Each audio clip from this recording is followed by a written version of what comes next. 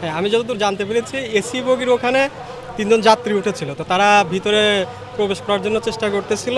কারণ ওই বগি দিক থেকে তো অন্য বগিতে আসতে হবে। পরে এটা নিয়ে টিটির সাথে একটু বাকবিতণ্ডা হয়।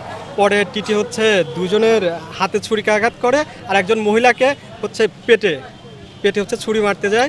পরে মহিলা একটু পিছনে চলে যাওয়ার কারণে ছুরি আঘাতটা জোরালোভাবে লাগেনি। তো এই অবস্থায় এখন ট্রেনের মধ্যে কোনো টিটি বা কেউই নেই, সাধারণ যাত্রী ছাড়া ট্রেনের মধ্যে এখন কেউ নেই। এখন আমরা দীর্ঘ 1 ঘন্টা যাবত এখানে বসে আছি। 1 ঘন্টারও বেশি। হ্যাঁ, 1 ঘন্টারও বেশি। আমরা যাব খুলনাতে। এখন শুধু এই ট্রেন না, এটার জন্য তো অন্যান্য ট্রেনগুলোও এখন ভোগান্তিতে আছে। এখন যে সমস্যা, এখন ট্রেনে যে যারা কর্মী, যারা এই ট্রেনটা চলাচল পরিচালনা করতেছে, কেউই এখন ট্রেনের মধ্যে নাই, কাউকেই খুঁজে পাওয়া যাচ্ছে না। ট্রেন দাঁড়ায় রয়েছে প্রায় 1 ঘন্টা হয়ে যাচ্ছে। এখানে নাকি টিটি নাকি সাধারণ জনগণের গায়ে হাত তুলেছে এবং তাকে এমনভাবে আহত করেছে যে হাত দিয়ে রক্তাক্ত হয়েছে। দুইজনাই ছুরি মারামারি করছে আর কি। এ নিয়ে আর কি প্রায় 1-1.5 ঘন্টা সবাই মানে জনগণ ভোগান্তিতে অস্থির হয়ে রয়েছে। এখানে ভিতরে দুর্বিষহ গরম, তারপরেও মানে কখন ছাড়বে বলে কোনো নিশ্চিত কোনো টাইম দিতে পারছে না।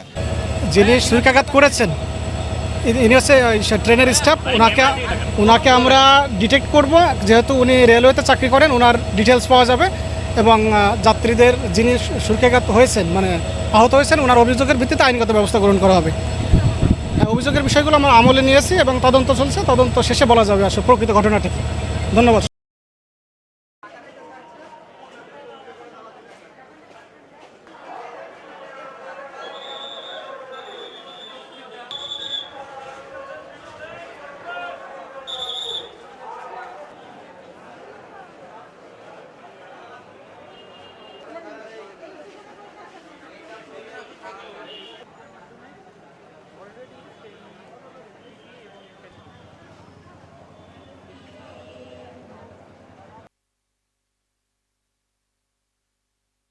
সম্রাট ভাই, আসসালামু আলাইকুম ভাই।